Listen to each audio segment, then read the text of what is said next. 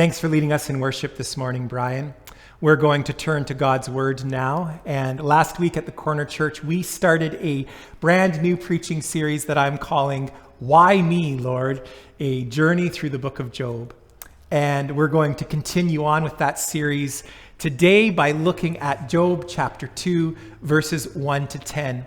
And if you have a Bible with you, you can turn there now. Job chapter 2, verses 1 to 10. And let's hear the word of the Lord together. On another day, the angels came to present themselves before the Lord, and Satan also came with them to present himself before him. And the Lord said to Satan, "Where have you come from?" Satan answered the Lord, "From roaming throughout the earth and going back and forth on it."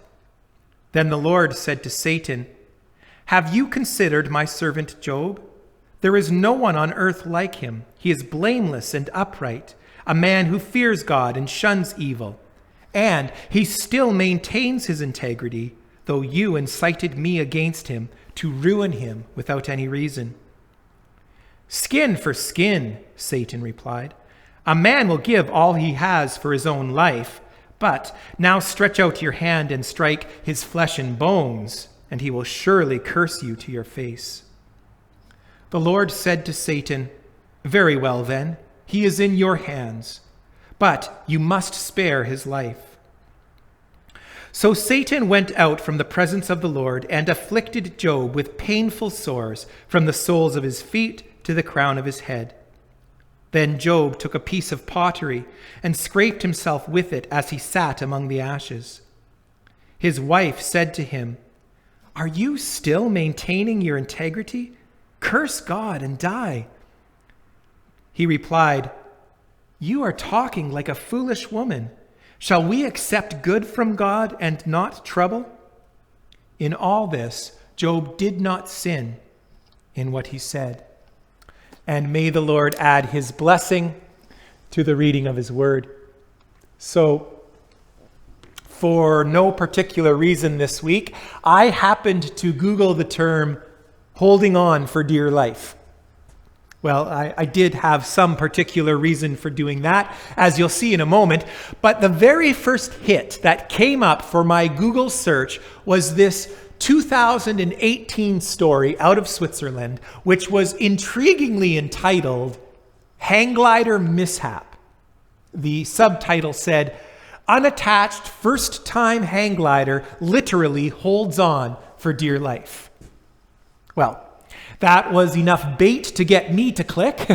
And when I did, I discovered the story of a fellow named Chris Gursky, who was vacationing in Switzerland and decided to take a guided hang gliding tour of the Alps. The idea was he would accompany a seasoned hang gliding pro in a single hang glider, with the pro doing all the work of steering and landing and whatnot, and Chris just strapped in next to him to enjoy the ride. And he would have enjoyed the ride, except that his pilot forgot to strap him in. Seriously. The pilot said, "Are you ready to go?" And Chris said, "Yep." And it was only when they were in the air, over the Alps, that he realized that his harness was not attached to the glider. Well, no wonder this was the first hit that came up when I Googled holding on for dear life, because that's exactly what Chris was doing for the duration of his 2.5-minute flight. It took the pilot a full 2.5 minutes to land that glider.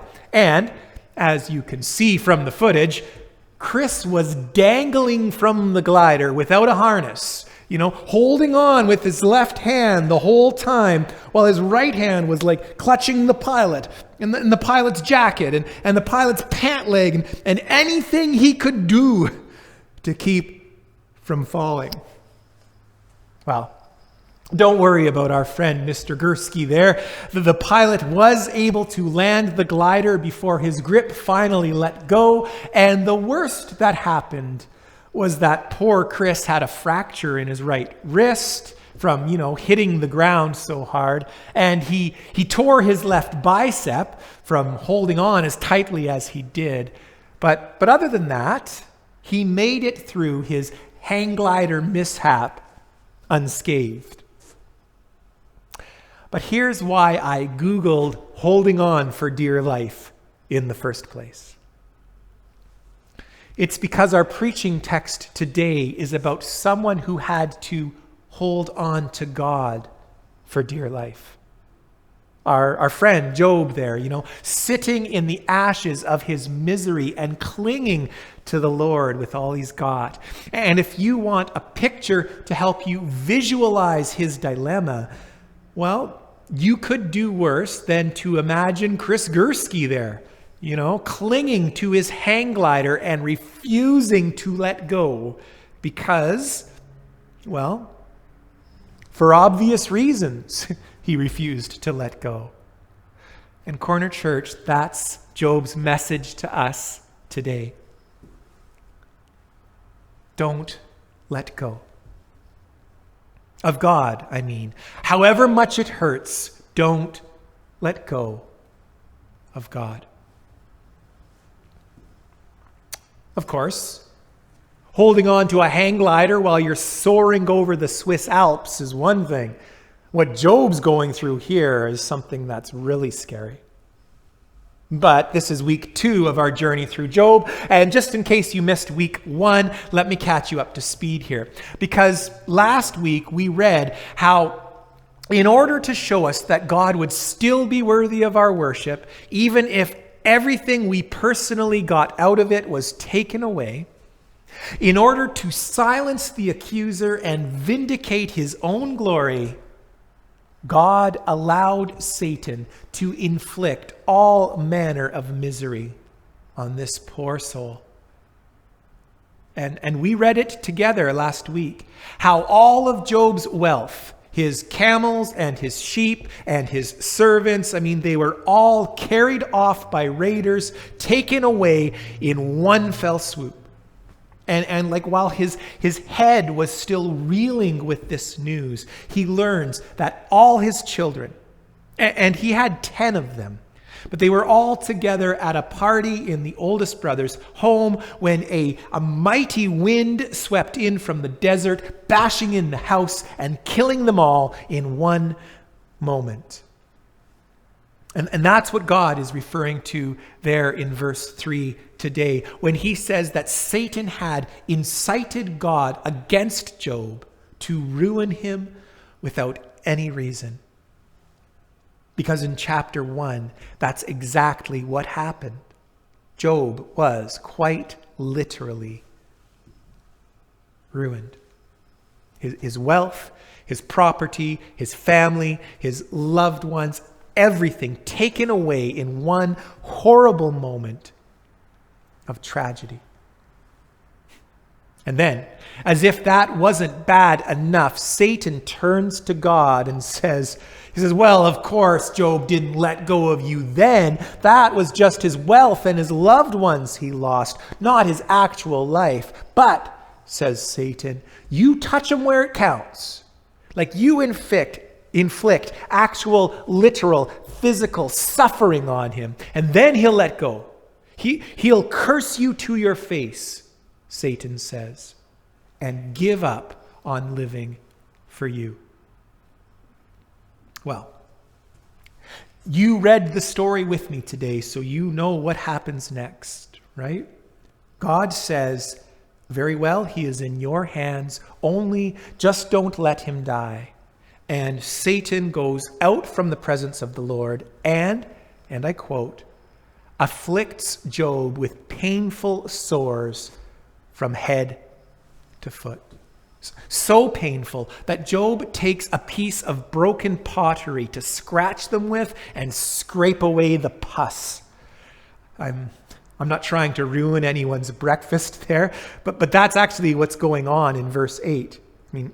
We don't actually know what type of illness Job has contracted here, but it will get described in vivid detail in various places throughout the rest of this book.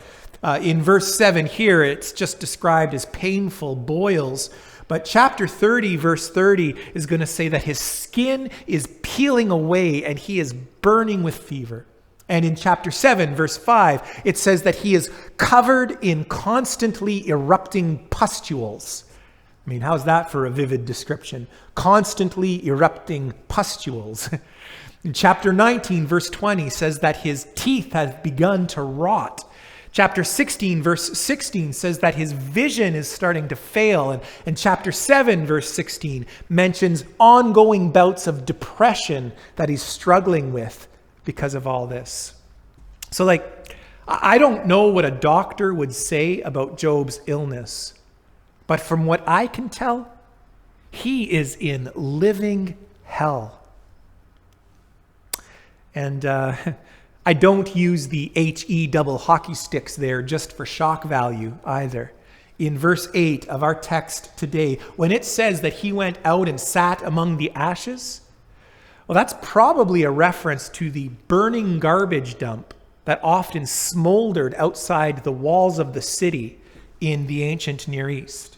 In Jerusalem, they called it Gehenna. And interestingly, when Jesus went to describe hell in his preaching, like years and years after Job, when Jesus wanted us to picture hell, he would often point to the garbage dump burning outside the walls of Jerusalem. And he'd say, well, it's like that, hell is. The smoldering ash heap of Gehenna. And that's where Job ends up in chapter 2. After everything up to and including his very health is stripped away from him, and he's left scraping the pus out of his festering wounds with a bit of broken pottery. I mean, if I had my choice, I'd rather be hanging by one hand off a hang glider, right, than to be where Job is in this moment. And if you get what I mean by that, then just notice it with me that even here, Job doesn't let go of God. However much it hurts, and Corner Church, make no mistake, I can't imagine it hurt more for any man alive than it hurt for Job that day. But however much it hurt, he won't let go of God. Even when his wife finds him and urges him to do so. Now, I want to take a moment here and encourage us not to be too hard on Job's wife here. Christians are often pretty hard on her when we read Job. I've heard sermons where the preacher says tongue-in-cheek kind of stuff about how, Satan took everything away from Job except for his wife because Satan knew that he would suffer more with her than he would without her. Okay. John Calvin, one of the most influential theologians of all time, John Calvin said of Job's wife that she was, and I quote, the mouthpiece of Satan. And another ancient preacher, a guy named John Chrysostom, called her the devil's best scourge. And I'm not so sure of myself that I want to set myself against the likes of Calvin or Chrysostom. But I just want to remind you that she's suffering too. Like it's easy to hear her words there, where she tells Job to curse God and die. And it's easy to imagine the worst of her when we hear that. But really think about it. If Job lost 10 of his beloved children, then, well, his wife did too, didn't she? And then here's her husband, suffering all the misery and the pain and indignity of a mortal illness. And you know what? I think it's tormenting her too, to see him go through that. I say that in part because I've seen the torment it brings on our loved ones when we go through Job-like experiences like these. I've seen loved ones racked with grief, to see the ones they love suffering. And if anything, I think Job's wife thinks she's being compassionate. She wants to end Job's misery. I say that for all the reasons I just mentioned, but also because, if you read it closely, you will see that Job does not call her wicked or evil. He just says that she's talking nonsense. And that's a different thing, I submit. Talking nonsense is different than, being the mouthpiece of Satan, isn't it? And also, apart from this one line in verse 9, Job's wife does not appear again in the story except at the end when she gets restored along with Job, when God gives them both all sorts of children and joy again. That's a bit of a spoiler alert there. But my point is, it's not like she's the one tormenting Job through this book. She just wants him not to have to suffer anymore. She's wrong. I want to make sure that that's really clear. She's wrong. She can't see that God can bring glory out of Job's suffering. And she doesn't understand that there are actually worse fates than being asked to suffer for God. That death without God is far, far worse. Okay? She's wrong. But I just want us to understand that she is speaking from a place of deep, deep pain. Because if you can see her with those eyes, then you will see what I see when Job reaches out to her. Maybe wipes the tears away from her eyes too. And he says, no, that's not the way. That's the fool's way out, he says. And however much it hurts, he says, don't let go of God. Well, that's my paraphrase, of course. Literally what he says is, quote, shall we accept good from God and not trouble? But if I were going to put it as succinctly as I can and boil it down to a nutshell, I would just put it like this. Listen, Corner Church, however much it hurts, don't let go of God. That's not just Job's message to his wife. It's his message to us. Because the plain truth is that we will all find ourselves at one point or another. We'll find ourselves in Job's situation. Okay, not exactly Job's. I told you last week that Job is sort of like a Superman character, right? Like the Bible means it when it says that there is no one on earth as pious and devout and noble as Job is, okay? And as a result, his suffering is probably greater than any man, at least nearly any man, greater than any man has ever suffered.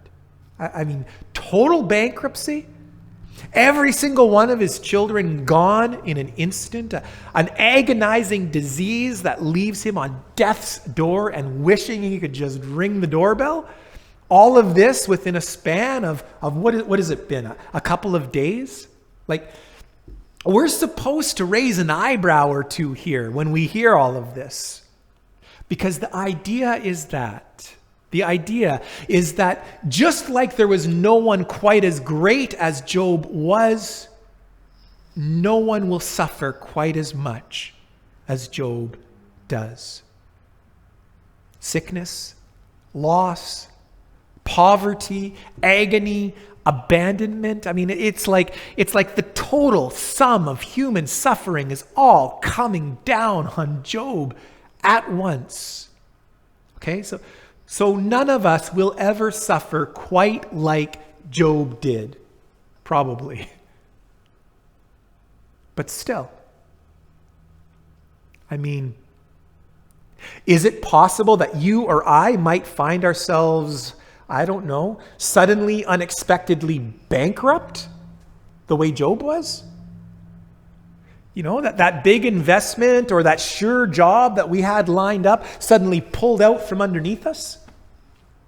Is it possible that you or I might have someone we love taken from us unexpectedly, heartbreakingly, the way Job did? Might you or I at some point face an illness that leaves us wishing we could just curl up in the ash heap and scrape it all away with a bit of broken pottery? Okay. These are rhetorical questions. They're rhetorical questions because, I've been a pastor for about 12 years now. And in the last 12 years of ministry, I have sat with people going through any one of these Job-like experiences. And in the last 12 years, I have come to understand how real Job's sufferings really are. It hurts. It is quite literally hell on earth sometimes. And because you and I will go through these kinds of things sometimes, we so desperately need to hear Job's word to his agonized wife today. When he tells her, he says, listen, however much it hurts, don't give up on God. Don't give up on God. Because, for the record, because God won't give up on us. No matter how much it hurts, he won't. I say that because it might be easy for us to misunderstand something that's going on here. Especially if we're new to the Bible, we might misunderstand chapter 2. We might see God letting Satan have his way with Job there, and we might think that God has given up on him, that God's abandoned him. Like, come on, we might be tempted to think. Come on, couldn't God just have stopped Satan? He didn't have to hand Job over to him without a fight, did he?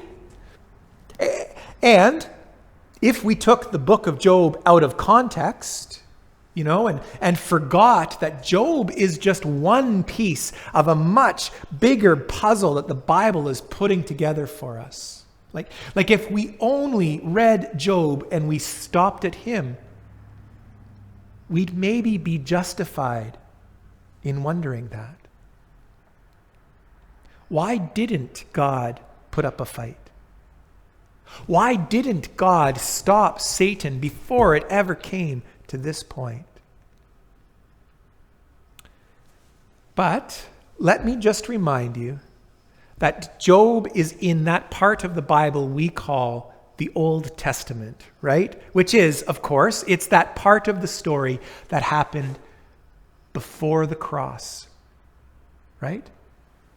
Before God himself came to us in the person of Jesus Christ, and suffered for us on the cross. And back then, on Job's side of the cross, I guess Job's trial was necessary on that side of the cross in order to vindicate God's glory and in order to shut Satan's mouth. It was necessary. But Corner Church, I proclaim to you today that we live on the other side of the cross, the gospel side of the cross, And the Christian message is this, that through the cross of Christ, God has not just shut the mouth of Satan, he has crushed Satan's head through the cross. Christians have always believed this, that when he went humbly and willingly to the cross on our behalf, the Lord Jesus Christ was actually fighting and winning a mysterious victory over Satan through his death for us on the cross. In one place, In the book of Hebrews, in the New Testament, it says it like this, that through his death, Christ has destroyed him who holds the power of death, that is, the devil. And in another place, the Apostle John says it like this, this is why the Son of God appeared, he says, to destroy the works of the devil. Corner Church, we are touching on a mystery here. I'll admit it. We're touching on a mystery here because I'm willing to acknowledge it that, there is still evil in the world. There are still places where it looks like the devil is having his way. But even so, as a Christian, I believe it with all my heart that however dark things may look, for us, as gospel-believing Christians standing on the resurrection side of the cross, for us, the devil is a defeated enemy. He's defeated. And in the cross, there is quite literally, power and grace and mercy and love. Everything we need to live victoriously. By which I mean to hold on to God with all we got when we ourselves go through Job-like suffering.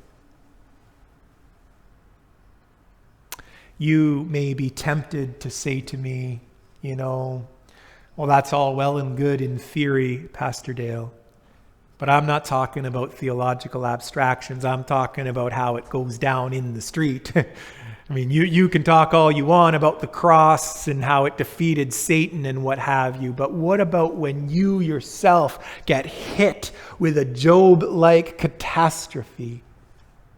Or when I get hit like that?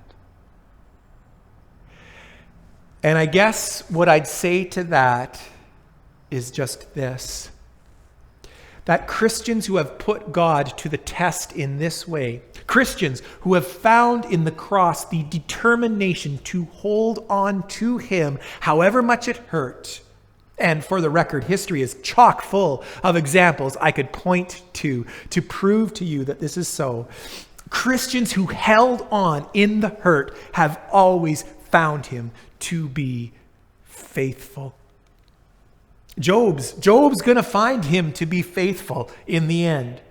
Okay, it's going to take us 42 chapters to get there. Again, spoiler alert. Job holds on through the hurt and finds on the other side that God never once let him go. Of course, that was 4,000 years ago, right? What about nowadays? Like, is God the same today as he was for Job back then? Well, you don't have to ask me. You could ask, you could ask Nick Vujicic.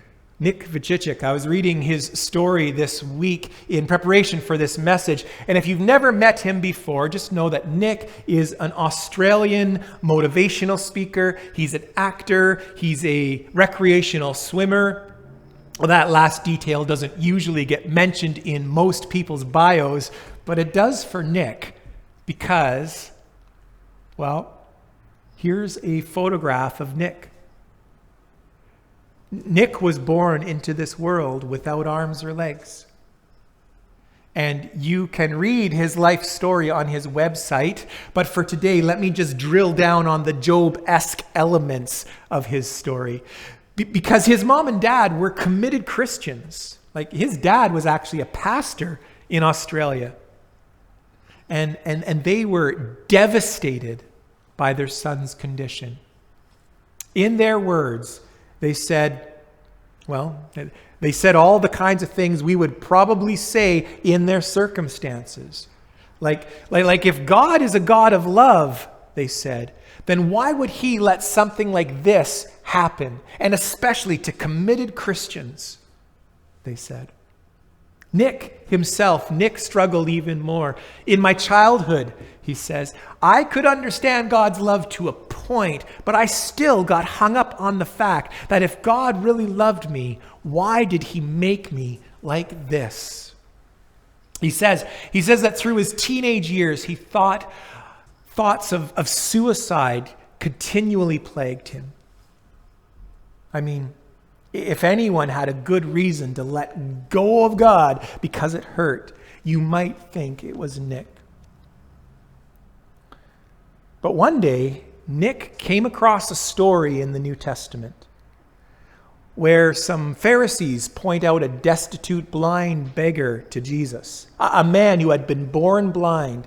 And they say, hey, Jesus, who sinned? This man or his parents that he would have to suffer like that? Does anyone know this story? The answer that Jesus gave? Neither, he said. Neither his parents nor he sinned, but this happened so that the works of God should be revealed in him. Nick says that was the turning point for him. He realized that if he gave his struggles to God, God would turn them into something that could glorify him and bless others. And for the record, today Nick travels around the world telling everyone who'll listen about this awesome God of his who can bring beauty out of ashes, glory out of suffering.